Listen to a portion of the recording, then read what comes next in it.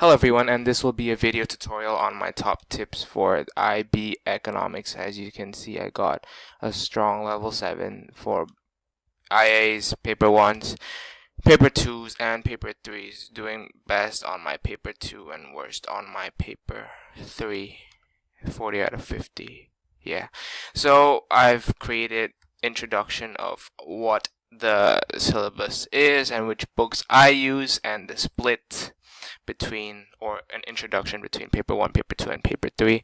This PDF can be found in the description below. And I've stated what do I do in class and what I do at home after an econ class at home, because you gotta revise your knowledge and stuff like that. I also included how I tackle every single paper 1. So for example, what I do in my 5 minutes, how I plan it out, what I do in part A's and part B's, such as part A, I define the key terminologies. I've stated an example below. That's my ugly handwriting, sorry. D, after defining diagram, draw my diagrams and the different rules for diagrams. E, explanation, since there are two different types of explanation. Number one, the easy bit, which is just state what happens. So for example, this minimum wage removal, that's number 1. The price reduces from P-min to PE as shown below. There is no excess supply. There's now new equilibrium at PEQE. That's the first type of explanation. The second explanation is why is that the case, right? And so and so. And I've included how examples, an important tip is that examples should be embedded within your argument. Don't just say like P of that. That is actually not that good. It's better if you include my examples, such as Indonesia's minimum wage reducing from 300,000 to 250,000 rupiah. Write 350,000 right here. Write 250,000 right here. Right? It has to be dynamic. Diagrams are there to help you, right? So embed them within your diagram, and now explain the economics behind it, right? What happens, such as that. I've included DDE, deed, that's how I remember it, definitions, diagrams, examples embedded within your diagram, and explanations. Of course, the dynamic shifting, the this, move this, and the economics behind it. And part B, lots of people just redefine what they wrote on part A. You don't need to do that. You just say something is already defined in part A, and then continue on defining more keywords. Part B is the exact same as part A, but you have to evaluate. I've got this from a different site. I forgot. It's somewhere online. Thank you to someone that's online. I think it's Tim Woods. Yep, all credits to him for this particular site. Use the CLASP. That's the best analysis for evaluation all the time. Conclusion, long-term, short-term. This PDF will be in the description below. And yeah, but there's also, when you do so many different papers, there's some go-to points that I have. I say that a massive assumption is that it's ceteris paribus, right? You can always say that all the time. And you can also say like this only holds in the realms of theoretical economics, something like that. You just say it over and over and over again. And examples, make it real life, believable ones. Don't do generic examples. Don't do like OPEC for oligopoly. State something cool, like, and unique, and make a bank of them. Right? NYU rent has a maximum price. Ooh, that's pretty cool. Embed that within your argument, right? And my P1 study process, the different latest trends, courtesy of a guy on Reddit, all of the different things, and tackling paper 2s too, and the format and everything, the time allocation. I've included this thing I've made over the last 2 years, all of the different key definitions. Remember them verbatim, right? Word for word, just do that. Or you can look at the Chagakis glossary, the textbook.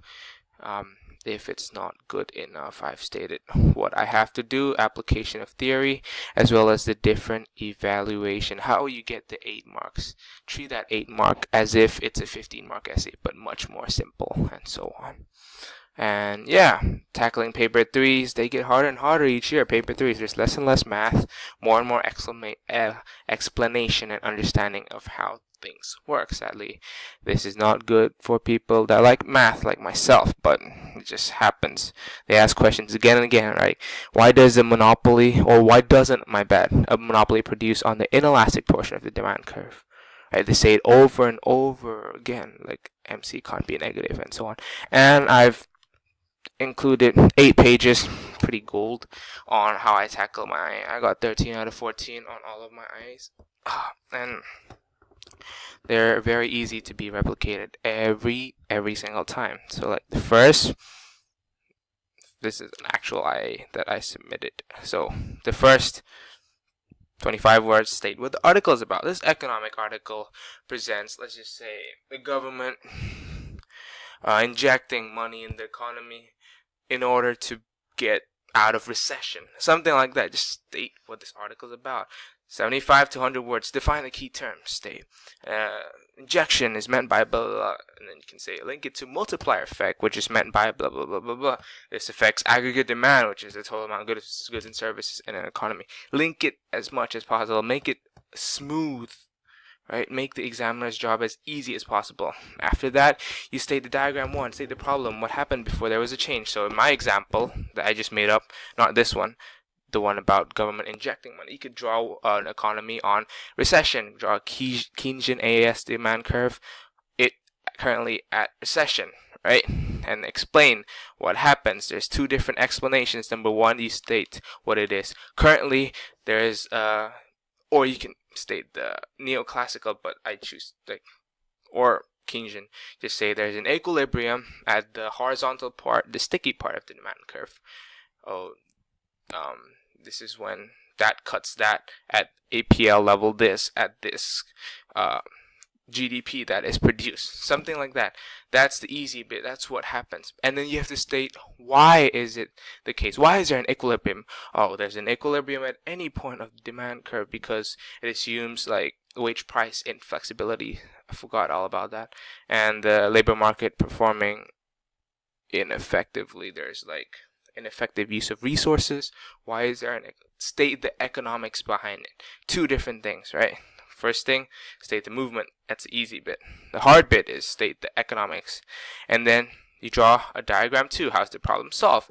Oh, hell. So AD shifts to the right with injection because I is part of C plus G plus I plus X minus M. Right? You could probably draw that. That's number 1. And you explain in 75 words, state what exactly happened. Injection. You could also draw the multiplier effect, how K is larger than the initial injection, contingent on the marginal propensity to consume. Something like that. Right? And then another 50 words, do some more BS economic analysis. Not the shift, but what happens or why there is a shift. So you could say, as there is an injection, what happens to investment? You could say businesses realize that the return on investment is greater than the borrowing. Therefore, they choose to borrow more money. Hence, producers, they produce more things.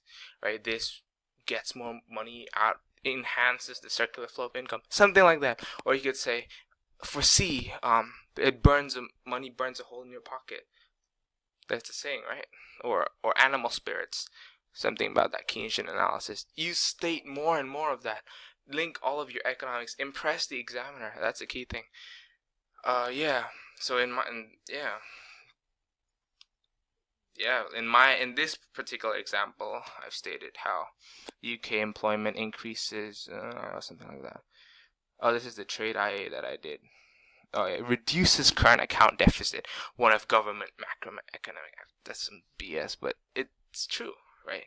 And then another 200 words, you could do some more BS, or you could do CLASP, the Tim Wood style evaluation, aside from the benefits. So drawbacks, blah blah blah blah blah blah blah blah blah blah. State, impress the examiner. Liebenstein's X inefficiency, the Arrowian argument. Link it to PPI, CPI. Link stakeholders, pros and cons. C, conclusion. L, long-term, short-term. A, assumptions. S, stakeholders involved, policies, pros and cons. All of that, link of it. Make that 200 words. Then I always do an alternative every single time. I don't know, people might not like this because you explain less, but it shows your understanding, I believe. So an alternative, instead of imposing a tariff, right? I forgot. Yeah, 16% tariff. You impose a subsidy.